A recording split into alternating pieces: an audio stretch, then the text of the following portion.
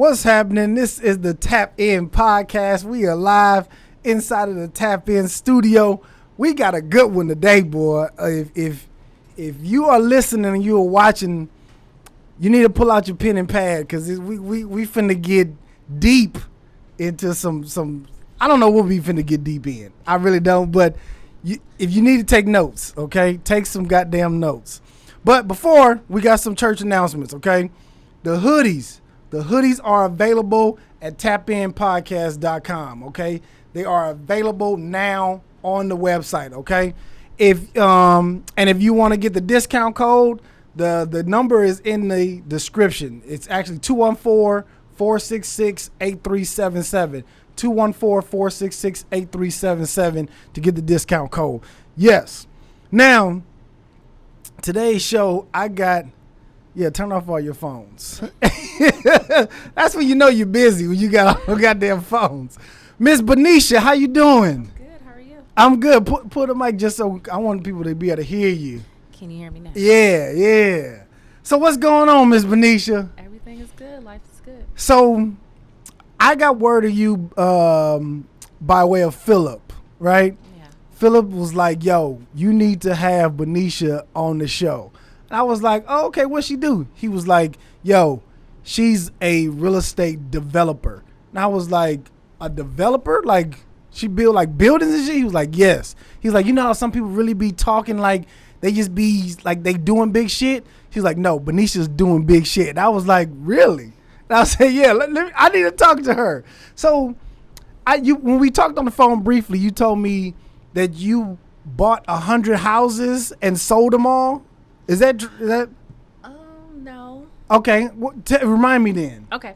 So I started off as an investor. Okay. In real estate. I started about 2006, 2007. Okay. And I was just a regular investor buying and holding properties. And around 2015, I came to Texas, got to Dallas, and decided to get a real estate license. So when I got a real estate license, I was able to serve people. And so I sold over 200 houses on my first year of being in the business. So that's where the hundreds come in. Oh, okay. Once I start building my funds up, because when you're selling that many houses, obviously you're making a lot of money off commission. Right. By my second year, I was about 350 homes, and then it went up from there. About 400 homes is where I'm really sitting at, 400 plus, to serve people. That's transactions. Okay. Be it that I'm able to use the funds from my profit. I decided that I paid off my mom's house, bought my dad a car, did a couple things for my family, paid off my house, all that stuff, student loans, put some money for my kids for college, and I decided to do something that outlives me. So outliving me is something that's going to be here when I'm gone many, many years, so I decided to start building homes. So I took the profit, my money, and I put it towards putting some roots down in the concrete and establishing my legacy that way for my family. Yeah. So I had over $1 million cash that I took and put towards projects that I did all over Dallas County. Really? Mm-hmm. How many projects did you did that $1 million get you? 20. 20? Mm-hmm. Dang. And it's all over Dallas. All over Dallas County. And those the ones that you were telling me that you already sold, all 20 Everything of them? Sold. Jesus Christ. So what kind of, I don't want to get into your person. I was going to ask you what kind of if you buy $1 million worth of real estate, what kind of ROI is that? Like, my last transaction I just did, I put in about 200 and I took home about 5 and 7 and 6, so probably about $750,000. Jesus Christ.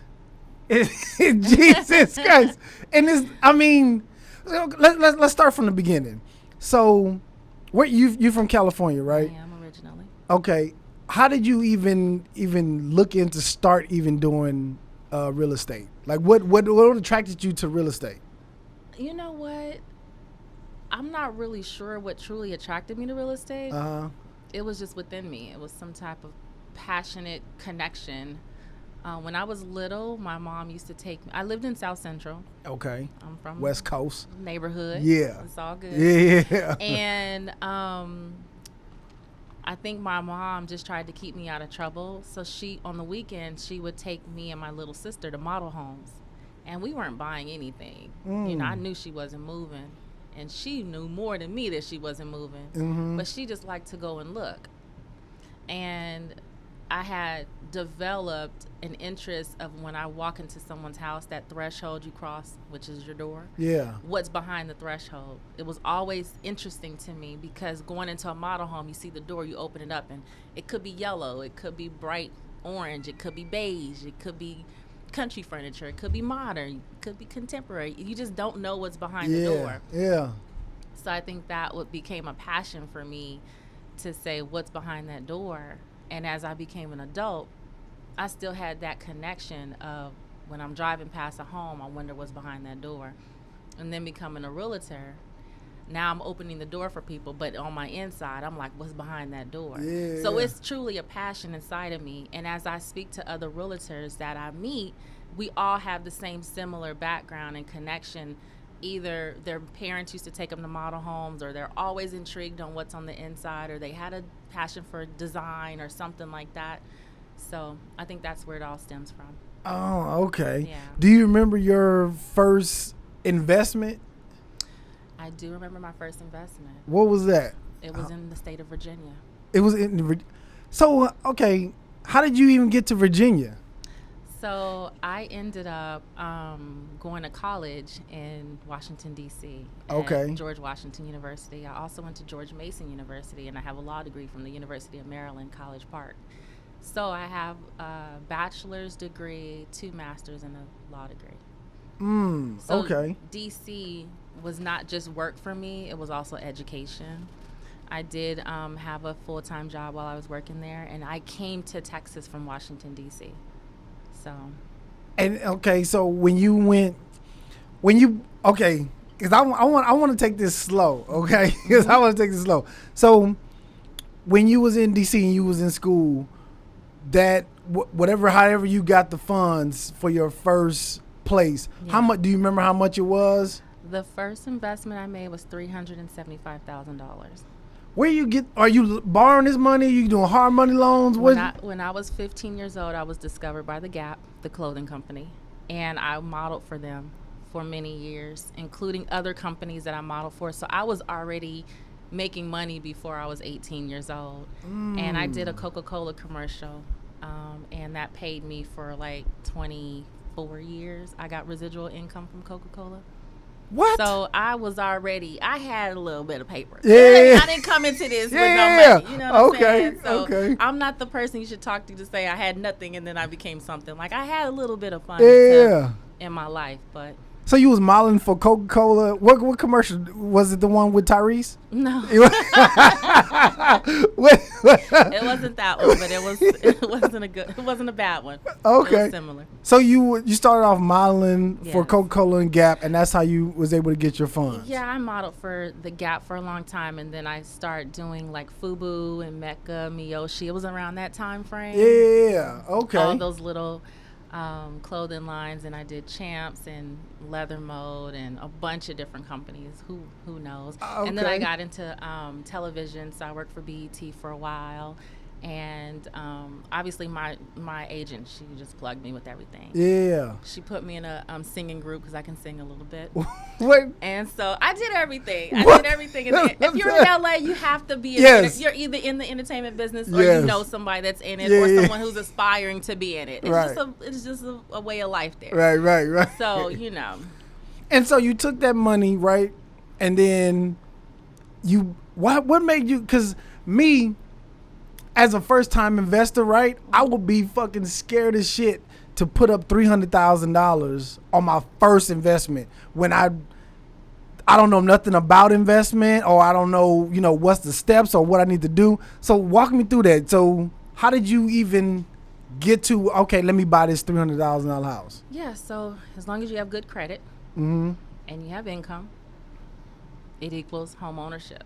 You just have to go for it. Was it like a fixer-upper, or was you just... No, it was a regular house. Oh, okay. Yeah, so you just bought it and then sold it, or... Yeah. So anytime I moved, because the type of job I had, we were always moving. And every 2 years I had to move. And so anytime I moved, I purchased a home. So I ended up with one in Chicago. I had a couple in Virginia, California. And then I just ended up having properties all over the United States. That you were just flipping, or you were staying in those, living in those? I would rent them out. Really? Yeah, they were nice houses. They weren't like fixer-uppers or something that I had to go in there and renovate. I lived in it. When my time was over in that location, I just kept it and rented it out. And because I had the income to hold multiple properties and I had good credit, I was able to buy another one. Oh, okay. And the income was coming through the modeling. The income started with the modeling, but obviously I ended up taking a job and having 6-figure plus income to support my lifestyle. Okay. Okay. Now, what made you decide to go into, I guess, the developer side? So going back to when I was a real estate agent and I said I'm going to do something that outlives me, because obviously you're making money and you can't die with it. Right. It doesn't make any sense to not put it towards something that's going to create some type of legacy and wealth building platform for your family. I have 2 kids. Okay. So because of that, that's when I said I'm going to go into real estate developing. And it was easy. I don't know how it came into my head. And I pray a lot. I'm a praying person. So I always ask God for guidance. And getting involved in real estate, when I got my license in 2015, I asked God to direct me, because I'm working in this 6-figure job. I'm making good money. I'm young. I can do whatever I want, right? Mm-hmm. But I wasn't sure if that was the place that I was supposed to be in, because when you have education and you're working in a corporate job and you're already leading people, the managerial staff are always coming to you like, oh, good job, or I want you to go over here and get this job. It's kind of like some backdoor stuff. It's the who you know clap syndrome. Yeah. And so they're always telling me, go put in for this job and you gonna get it, basically, without saying it. And so I always I followed everything that people told me who were older than me and higher than me. And I started rising in my position, but at the end of the day, I'm like, is this where I'm supposed to be for myself? So I went back and I started praying and asking God for guidance and asking God for direction and saying, God, is this what I'm really supposed to do? And after 8 months of praying, God spoke to me. He said, get a real estate license. And I'm thinking, real estate, I never thought about getting a license. Are you sure? But I never questioned it. In my insides, I was like, are you saying real estate? As in get a license? Yeah. And he obviously said yes. He didn't say anything. I didn't hear him say anything back. So I just decided to go with whatever he said. So he told me to get a real estate license. I never made this up in my head. I never thought about real estate. So at the end of the day, when I got my license, it's like this roof just came off. Really? I listened to what God told me to do. And he spoke to me as if I'm talking to you, except he didn't talk back. He just said one word, real estate, and then that was it. Can you talk to God for me? Can you? I'm going to try to. I can try. He talks to me all the time. Because I'm just saying, like, if he talked to you that clear. It was clear. Man. It was clear. Yeah, because I need some guidance. I need some guidance. And so, after from your first all the way to you said 400 homes that you did in 2 years? This is in 4 years. In 4 years. Yes. Dang, that is like, so if somebody wanted to, I know you have a different path than most people, because most people, when they try to get started in real estate, they don't have a lot of money. They trying to. What would be your best advice for somebody that's trying to get into the real estate and trying to, do what you're doing? From what spectrum? Real estate sales or real estate developing? Developing. Because I seen this, I forget the guy's name. I think his name is Brandon Rule. He's out of, I think it's Chicago, where he was saying there's not a lot of black developers. Mm-hmm. One, because the banks for developing, they're like $20 million development deals, and they want you to have a guarantee, and mostly black people don't have the funds to guarantee or the collateral to put up, right. So you don't see a lot of black developers. And so that when I heard that story, I was like, dang, I want to know, like, how did a black woman, you know what I mean, be able to get into that market where she's now a developer? You do like commercial or just residential? I just do residential. Residential. Right. So that's what I want to know. Like, how does somebody even get started? Well, I use cash, and if you don't have the cash, you have to use credit. So you have to have your credit in order. If you have a business, you have to have a business line of credit. Okay. Your business has to be prosperous before they will give you a line of credit. So you have to be able to have some separate type of income generating source. Okay. So because I did it as an individual with an LLC, then I was able to use my own money out of my own pocket. Is that a risk? Yes. A lot of people don't want to do that. But I looked at the pros and cons. I'm in the real estate business. I have a license. I sell to people. I know what they want. I know what they don't want. And I know what they love. So I was able to leverage my knowledge and say, okay, this is a particular area that I want to build in. And the reason why is because I know I can make a profit. 99.9% guaranteed. And I did. Yeah. So I utilized my knowledge and my abilities. A lot of people don't have that because they have to depend on a real estate agent to help them find the land, the location. They have to depend on the realtor to run the comps to tell me what the value of this property will sell for.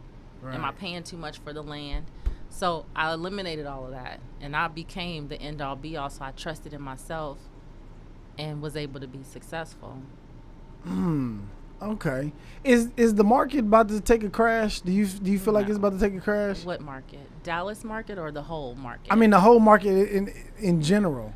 I think there are some markets that are going to suffer in the nation. However, Dallas is outside of that spectrum. There is a group of people who fell into losing their homes during COVID, losing their jobs first, which impacts their financial status, so they can't pay for their home. So there will be some people who may suffer, but I don't think that's even close to the majority. It's very minute. We have a good platform here in Dallas. We have a lot of resources, and when I say resources, that means jobs. So where you have jobs and you have businesses, then you don't suffer as much. The market, yeah, because we have too many things that are more positive here than negative in Dallas. So, got you. Okay. And when you buying the 20 homes, right? Mm-hmm. Are you buying them all at the same time, or is it one at a time? No, I stacked them. And I didn't buy homes. I bought land. Okay. So what I do is I don't flip houses. There's no money in that as far as I'm concerned. The margins were more slim in flipping. So that flipping means that I'm going to buy something that already exists, and then I'm going to either go in there and renovate it, or it may be a complete tear down, and I just bought that particular location for the land, right? Mm-hmm. I want to buy the land, raw land. I develop that land, meaning that I prepare the land for the home to be built on it, which means that I possibly have to install the sewage, possibly have to install the water, the plumbing, and all that stuff. And then I lay down a foundation on that land, and then I frame it and put up a whole house. And it's cost effective for me to do that versus to buy something that already exists, because at this point the market is up. We're in a seller's market here in the Dallas Metroplex. Mm-hmm. So that means that if I purchased something a couple of years ago that would have been $90,000, maybe $130,000, and then now what used to be $130 last year is now $160, $150, $140 for a tear down. Or something that needs work, and then I can't sell it for more than $199, $200 in those same particular neighborhoods. There's not enough profit margin in there. I don't know how they upkept that house. I don't know if they dumped anything in the sinks and the drains. I don't know if the pipes. So you rather just start from the. Yeah, I don't know what happened prior to me getting there. Those are 80-year-old houses. To me, that doesn't make any sense for me to start putting Band-Aids over. That's where you see the workmanship not making sense, because you go into these homes and the walls are wavy because they didn't want to take down the sheetrock, or the floors are all over the place because it sits on pier and beam because it's an older home versus a newer home which has slab.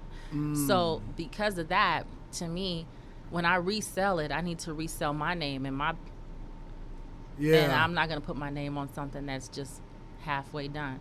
So for me, buying land is where the money is. Where in Dallas can you buy like just bare land at? All over the place. Like raw land is everywhere. Like, I mean, because mostly places that I see is land is like out in the boondocks. Like you have to buy like we're in Arlington right now, right? Mm-hmm. Like you have to move like to Waxahachie, or you have to. They have plenty of land out there, but nowhere else. There's land all over Arlington, Texas. There's land all over South Dallas, all over Oak Cliff. You have these. I don't know how this even came about. I'm from LA. We ain't never had no land. Exactly. Like, everything is taken. Exactly. In order to get some dirt, you got to go to Valencia somewhere, past somebody's far, far away. Yes. Over here, it's like you have existing neighborhoods that's been in existence since the 60s, and then you have one piece of land that's in the middle of all these random houses that no one has ever built on. And then one day, maybe they paid like $2,000 for this lot back in the day. Mm-hmm. And next thing you know, they put it up for sale. And it sells for $25,000, $30,000, $50,000. So when you looking to invest, right? Mm-hmm. Are you looking where it's just bare, is nothing, or are you looking where it's something where it's tore down, where you can just knock it down and start from scratch? I'd prefer raw land, meaning there's nothing on it, it's just dirt and trees. I'd prefer that versus going in and trying to. I've never tore down anything. Not that I wouldn't do it, but I just haven't had to. Because I was talking to, we had the councilwoman on here not too long ago, and she was telling us it's some projects that's in Fort Worth that they've already kicked everybody out and moved it up. Yeah. I just was over there yesterday. Really? Mm-hmm. And I was telling her, I was like, what y'all gonna do with that? Like, and she was like, that's a federal, it's bought up by the feds, it's not a city thing. And I was like, and then she said that part is fed, but it's another part that's in like downtown. I think she said Butler Homes, downtown Fort Worth, that is they doing some zoning or something, and then they're gonna sell it. And I was like, I wonder how can somebody be able to pitch that land? Have you went through that process where you? I've never pitched to the city, but you can. I know people who do. Mm-hmm. And I guess I'm guessing because it's the ones that because her district, it was in closer to downtown. So I'm guessing over there they want more like high rises and stuff like that. The one she's talking about, I remember seeing it when it was occupied. Mm-hmm. And now it's boarded up. It's next to a park. Yes. I can't see how, it could become an apartment complex or something like that. It depends on how it's zoned. Yeah. But I'm just saying, like, I can't see high rises going there. It's in the middle of the one interesting. Yeah. The one over there, the one that's boarded up, that's the one where she was saying that's the one that's owned by, it's a federal. Yeah.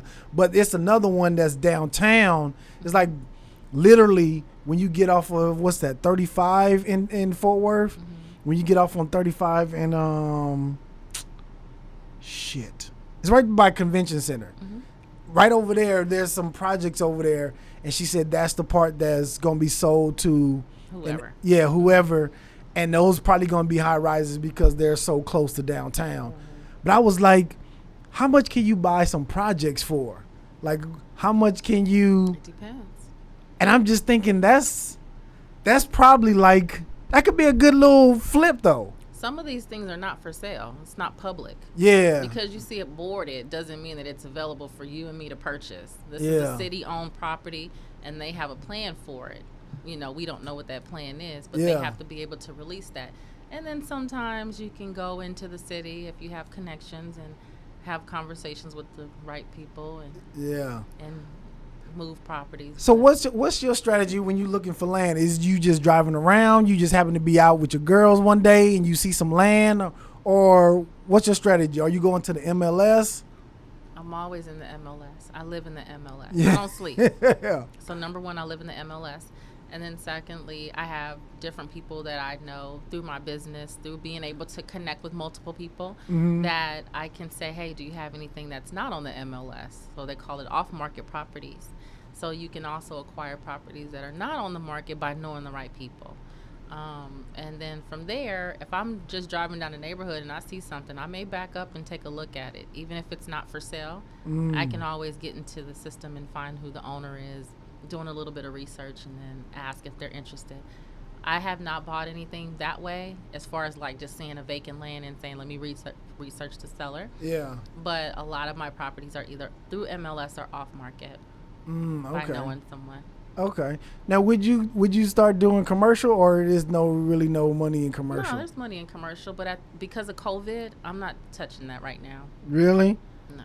Because all the businesses are closed? No, I wouldn't say they're closed. It's just that it's just not something that I want to get into right now. As far as like maybe strip malls, I don't know if they're closing because they could be producing online. I don't know what they're doing behind the closed doors, but I know that there was an impact for businesses who have a brick and mortar. Yeah. During COVID, and we don't know where that's gonna go. Yeah. And then also, one thing that you said on the phone that I was like really interested. I said, "Ooh, I got to make sure I talk to her about that." The buy back the block, Mm-hmm. and you said that you were going to do something with Nipsey before he passed. Mm-hmm. What were you guys going to do? Yeah, so he came down to Dallas in like February of the year he passed, and then he passed in March. Yeah.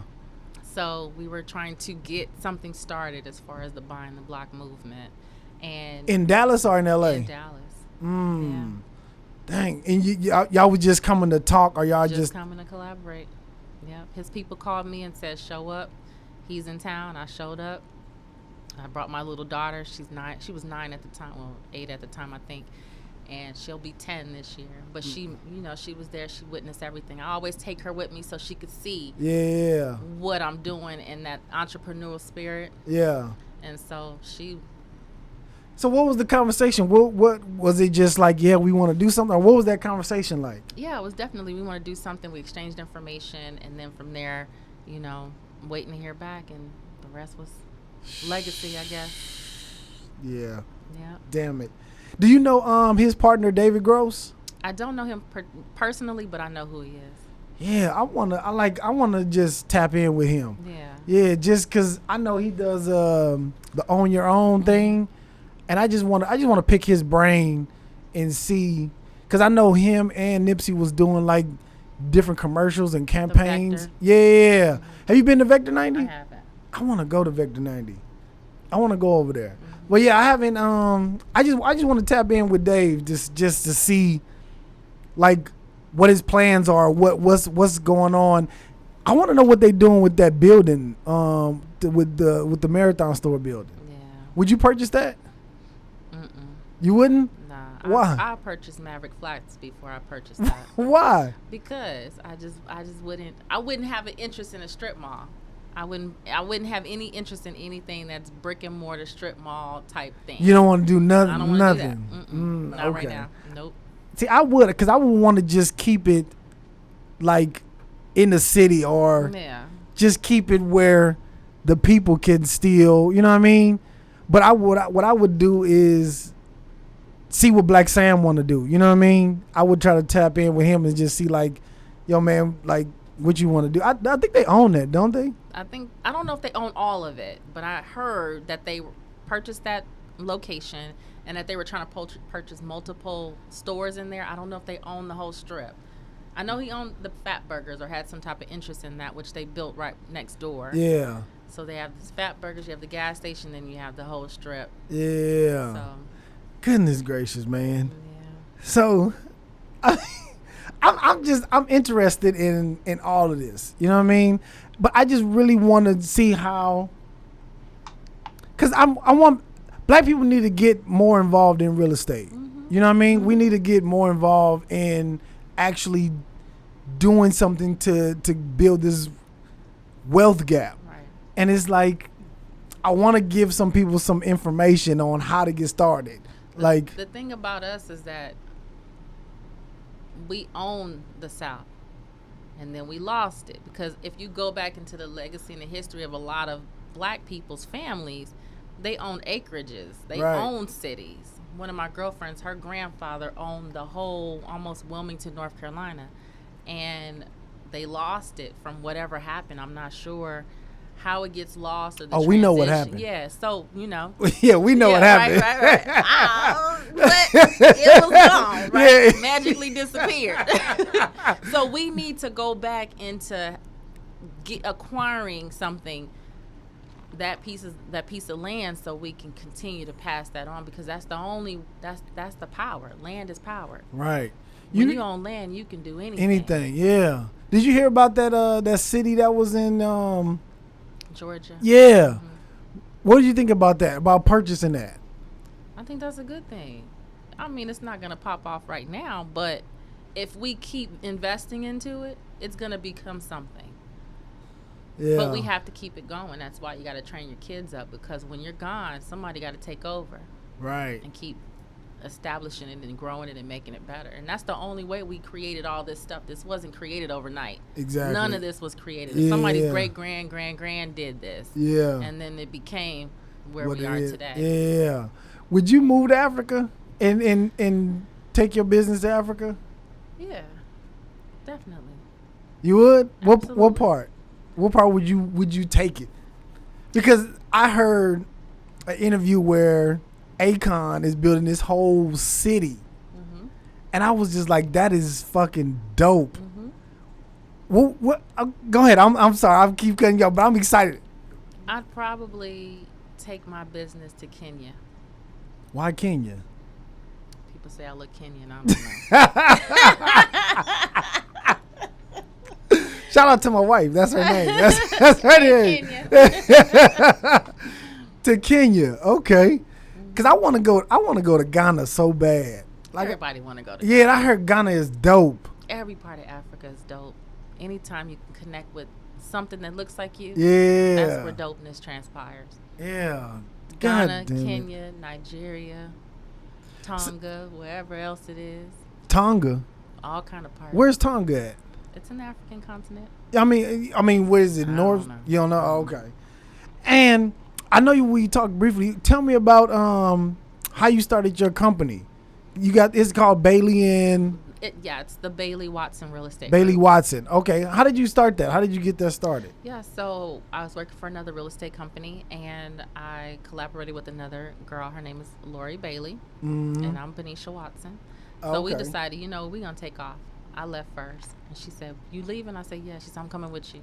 So we decided. Y'all leaving where? We were with another real estate company. Oh, okay. And so, I just wanted to do my own thing. I was ready to start doing my own thing. I'm already mentoring people. I'm already selling houses. I already had my traction. I didn't need any real brand to represent me. I am the brand. Mm. So therefore, she came over. We sat down for about a month, and we said, "What we're gonna name it?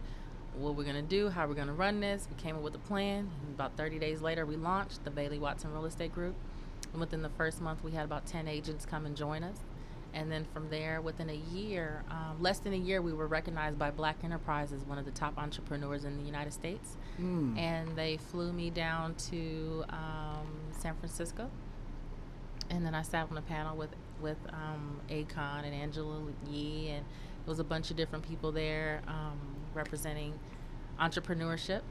And so we spent a couple days out there with Black Enterprise.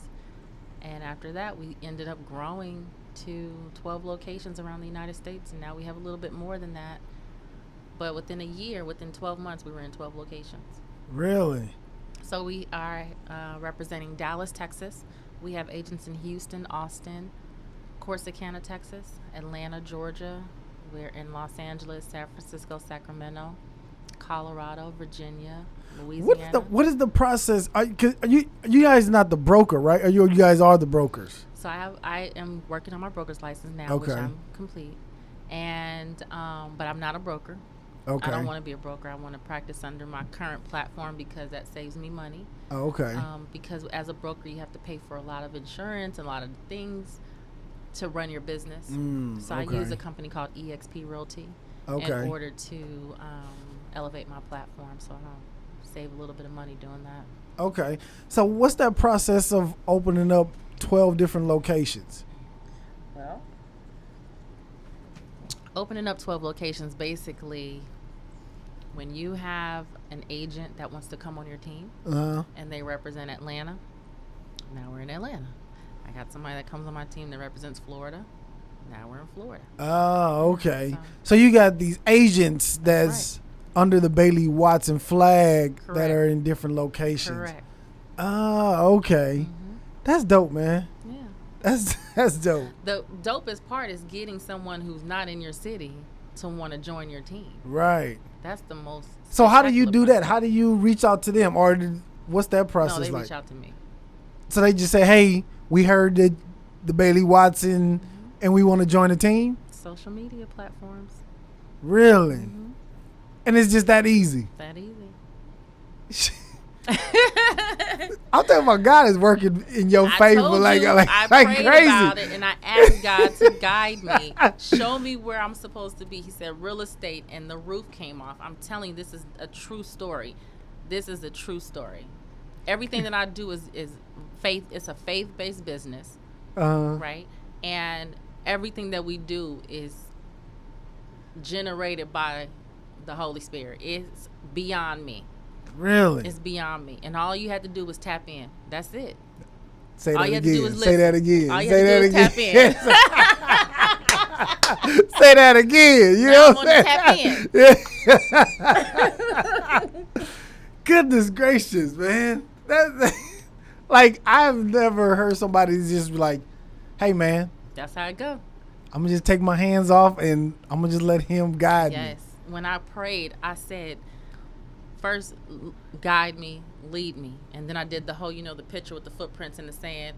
I lay my footprints down. I'll, the what? The footprints. It's a picture that circulating around the United States all the time since we were little. Oh, okay. And it's a picture of footprints in the sand, and it's called footprints. And it's saying that I guess someone's walking on the beach, and there's footprints in the sand, but they're like, you can see the footprints going down, but there's no one there. So you know that someone's walking with you. That's the whole premise of it. Okay. So the footprints in the sand guide me.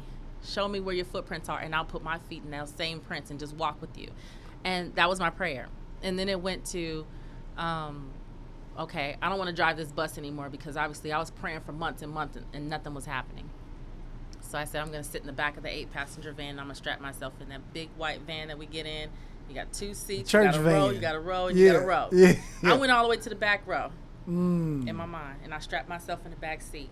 So I know that if I'm in that last row, I can't get to the driver's side. I can't. It's impossible. Yeah. So if this car is going off a cliff, I have to let God drive the bus. Otherwise, if I keep trying to get up there and steer the wheel, I'm asking him to lead me, but I'm not listening because I'm still trying to intervene. And from that point, when I said I'm going to strap myself in, and I meant it, and I believed it, and I envisioned it, that's when my bus started going.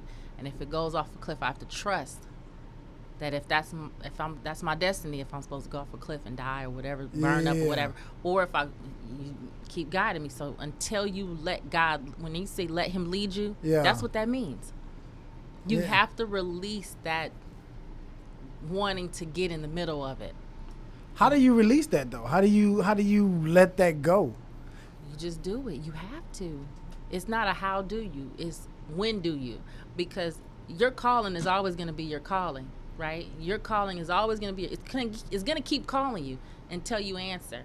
Now you could take the scenic route, or you can take the stairs, or you can take the window. You want to jump out and get hurt a couple of times, or you want to just easily get to your destination. Letting Him lead is allowing you to get to your destiny. You just have to relinquish that feeling of wanting to be in control.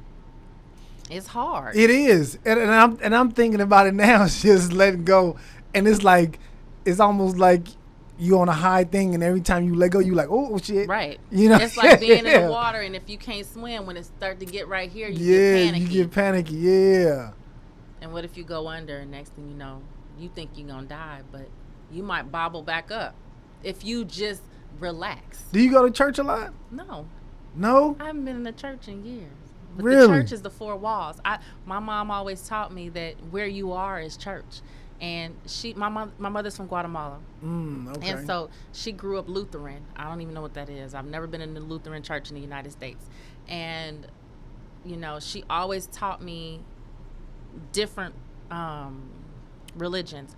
So I went to Christian school, I went to Catholic school, I went to all these different kind of cultures and stuff like that. So she taught me, but she never made me go to church Monday through Friday, no weekends off. I never had that life, but we were believers.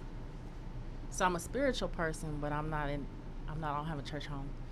Do you practice like with any kind of like, not rituals, but like when you get up in the morning, like, okay, I have to do some meditation, or I have to do something where I'm just aligning myself, or is it just all over the place? Yeah. No. So if you are in a business and you want to be successful, you have to have some type of structure.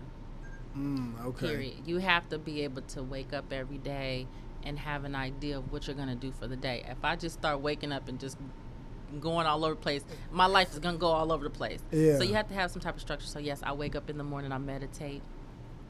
That includes prayer. That's grounding, and then I start my day from there, workout or whatever else my plans are for the day. But yes, it's consistent. Ah, shit. So this He trying to figure out how you gonna get this done. Yes, because listen, it sound, I guess when you think about it, it sound easy to just, you know what, I'ma just walk in faith and I'm just gonna let go. But me, how controlling I am, and how I be like, you know what, I want to be a visionary. I want to see it here and then just let it happen, or I want to go out and make it happen. But sometimes when I be taking my little steps and then I be like, oh, this ain't going the way I said I wanted it to go, I be like, you know what, fuck it, let me just take the control. You know what I'm saying? That's how my mind work. That's how my mind work. It's like, and I mean, this started off supposed to be a real estate development episode, but fuck it, let's go to church then. Let's go to church. Come on, let's go. We're gonna change some lives today. Yeah, let's do it. I mean, it's bigger than where you want to go, because everybody has their own passion and their own purpose. But in order to get to that passion and that purpose, you got to start with you. You can't get to your next level unless you are ready to receive that next level. And if we keep putting our hand in the next level, we may get there, but we're going to take the long route. Yeah. I don't want to take the scenic route. I like the scenery, but I don't want to take the scenic route when it comes to my success. I'm in my 40s, and I don't have to go to work anymore if I don't want to. So I like living like that. Yeah, for real. I don't want to do this and figure this out when I'm 60 years old. Right. So talk to me about when you first decided, you know what, I'm gonna just sit in the back and put my seatbelt on, I'm gonna ride it out. When you first do that, right? Do you have any feelings of, shit, I need to get back up to the front, or you know what, I'm gonna take the seatbelt off and move around? Talk to me about that. It took 8 months for me to hear. So that's however many days it takes to get to 8 months. That's a long time. So the first 3 months, I was still putting my hand in the pot, still trying to intervene. 6 months, still trying to intervene, until I got to the point where I said, okay, I'm not going to step in anymore. I'm tired. I don't know what it is. It just came over me and said, I'm not going to do this anymore. I just want to be done with it, and I'm going to let God lead. If I'm asking you to lead me and I keep putting my hand in the pot and keep trying to stir the stick, then you probably going to say, well, then stir it then. Go ahead. Yeah. That's like if your wife keep coming over there, keep getting in the middle of it, you're going to tell her to go ahead. And then you're going to say, do what you want to do. And then eventually her arm gonna get tired, and then she's gonna stop, and then you can come back in, this is God, and start stirring the pot the way that it's supposed to. So he's gonna let you do it until you get tired. Yeah, it's usually me jumping in on my wife while she cooking. I was like, let me steer. You don't know how to steer. She's like, well, go ahead then. Right, come on. And then I'll be like, you right. You go ahead and do it. You know what it is. No, go ahead, man. You got it. Right. You done messed up the meal. Yeah.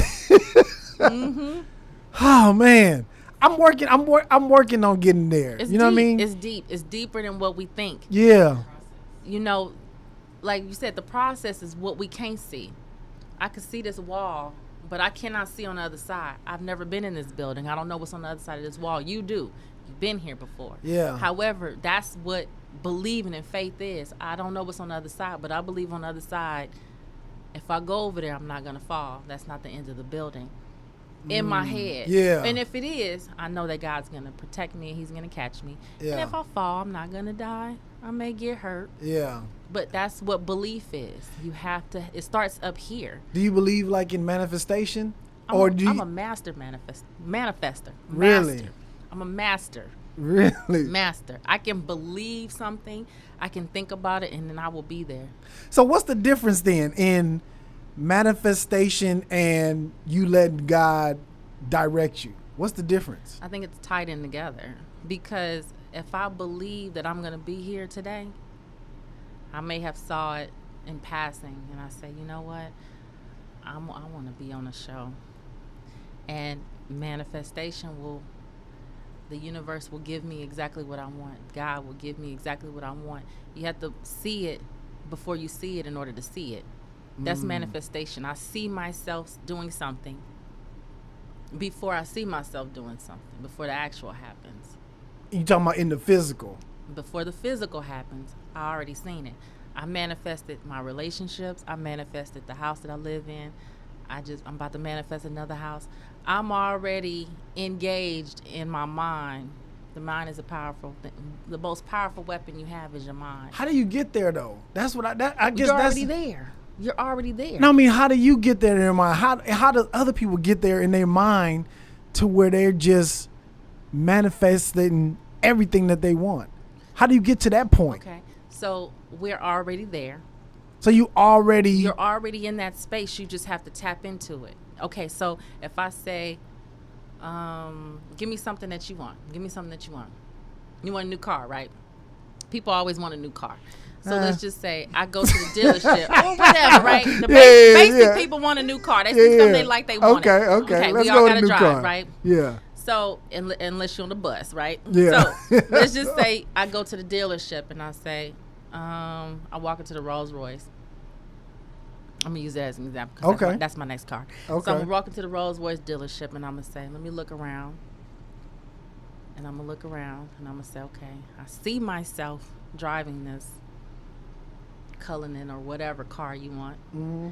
And then you take that information that you've already processed in your mind and you take it home with you. How do I get into this Cullinan? What do I need to do to acquire this Cullinan? Okay, if I ain't working, I ain't gonna get in the Cullinan, right? If I don't have no credit, I'm not gonna get in the Cullinan. If I don't have the job that's gonna produce enough money for me to qualify to make the payments for this Cullinan or pay it off cash, I'm never gonna get there. So I take it back. What do I need to do? Now that's when your passion and purpose start kicking in, and you say, okay, these are the things I need to do in order to get here. Mm-hmm. And then you drive towards that. You may not get that car today. Doesn't mean it's going to happen overnight. Right. These things takes work. Right. But if you continue to follow the process, the doors will open up. It's like a focus, like a laser focus with trying to get where you want to be. If I say, you know what, I'm working a full-time job and I really want to have a podcast because that's my passion. Yeah. That's your Cullinan. That's your designation. That's this white pad right here. Yeah. How do I get there? And then you start focusing on how do I get there, and your mind will tell you what you need to do. And if you don't know what you need to do, you'll start engaging with people that can get you to where you need to get to. People are also vessels. Right. It's not just you by yourself. You have to be able to engage with other people that maybe had a podcast, or maybe you hit somebody on a DM and say, hey man, I saw you had a podcast. Can you tell me how you got started? That's your way of tapping in too. Yeah. Does that make sense? It does. It does make sense. And because I'm actually thinking about how I even started this, right? And when I think about it, it was here first about, you know what? This is because I've started 3 podcasts. This is my 3rd one, right? And it was like, you know, I want to do this, but I want to do it on my own. And every time I got scared, right, I was like, I'm gonna give me a co-host so I can have somebody there and I can bounce ideas off of, because I don't necessarily run the responsibility of doing it all on my own. But and then I had to just sit and just chill and be like, you know what? Nah, fuck it. Just go through whatever you need to go through to doing it by yourself and see what happens. And my podcast started off in a cigar bar. We were doing it in a cigar lounge where it was like a room, and they would just let me come in there and just set up. And I ain't have nothing but my computer and a microphone. No cameras, no nothing. Come on. And then I said, and you know, I'm going to say this right now. I'm going to put it on camera. It's a building in Arlington that I want to purchase. Come on. Speak it. The building is $5 million. It's, well, let me not say it's, I don't even know if it's for sale, but I know the railroad company bought it for $5 million.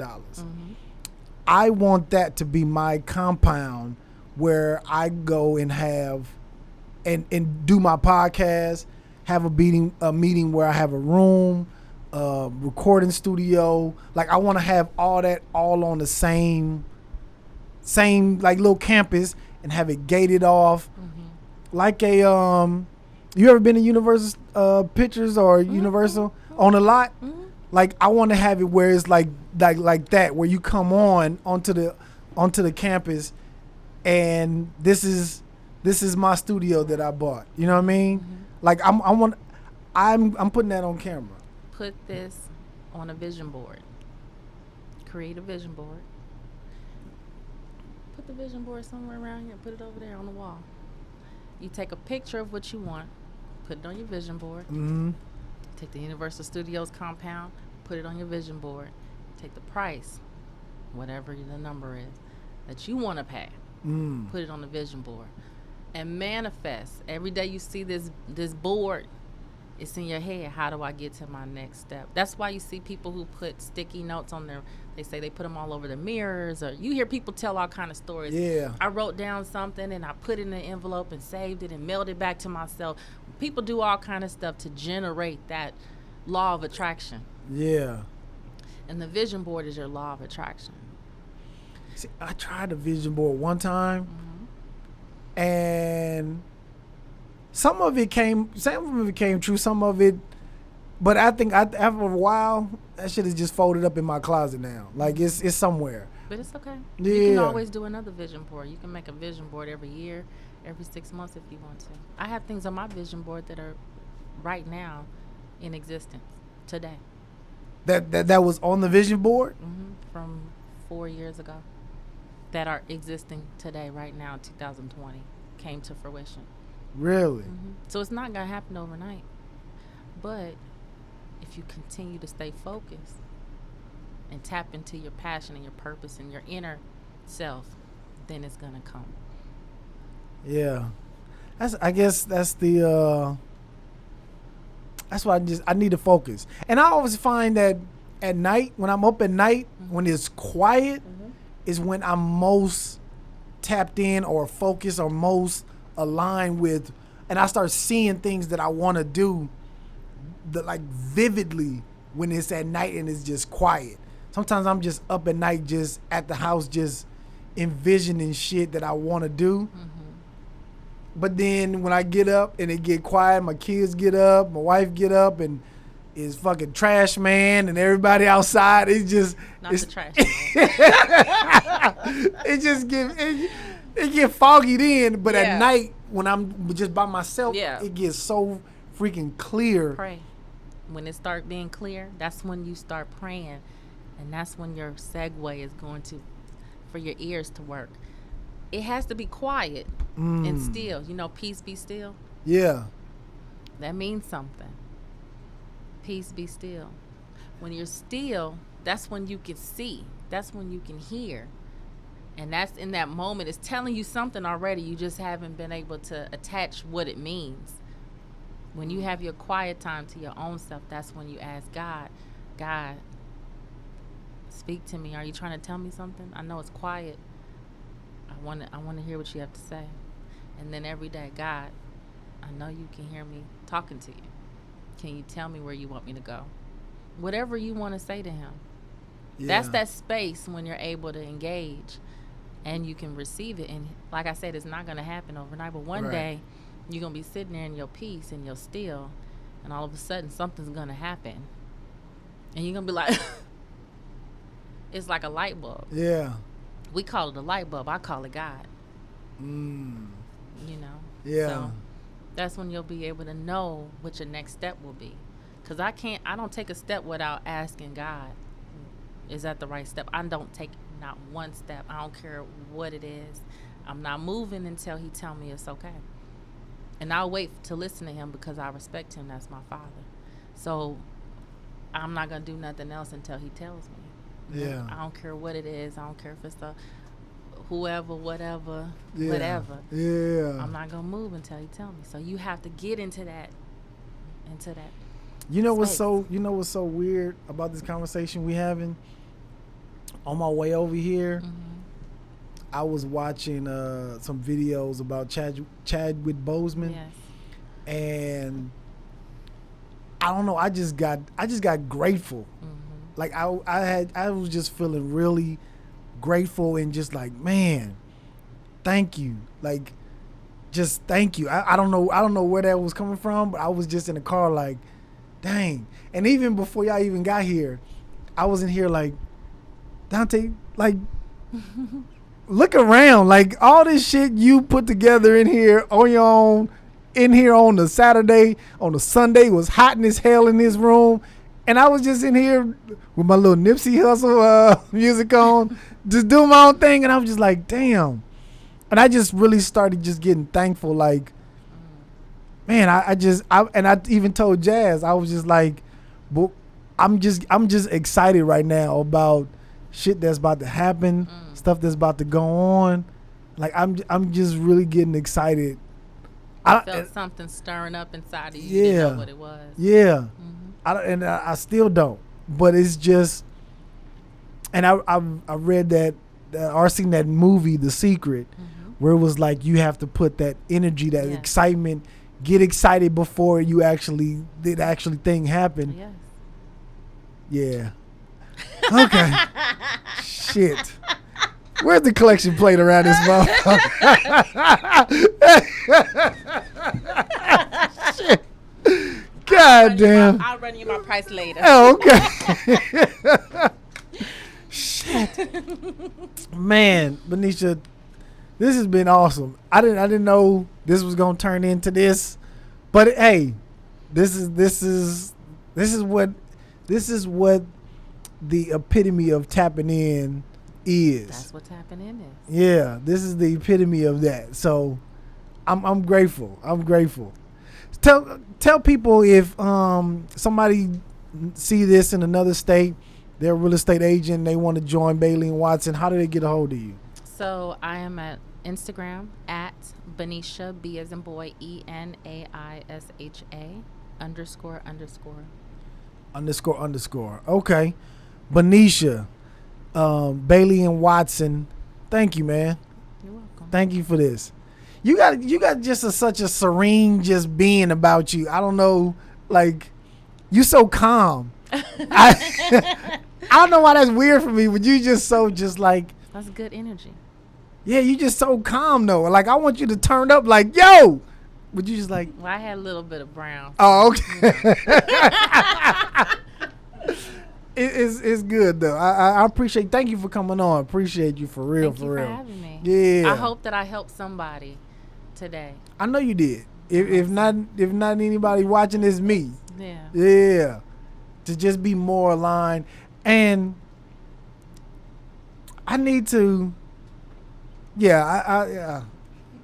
I need to do a lot of shit. I need to do a lot of shit. Alignment with your purpose. Yes, I need to do a lot of stuff though. Yo, I appreciate you for coming on again, Benaisha. Yo, this has been the Tap In Podcast. All her information will be in the description below, so make sure y'all follow her. Make sure y'all get a hold of her. Yo, this has been the Tap In Podcast. Holla.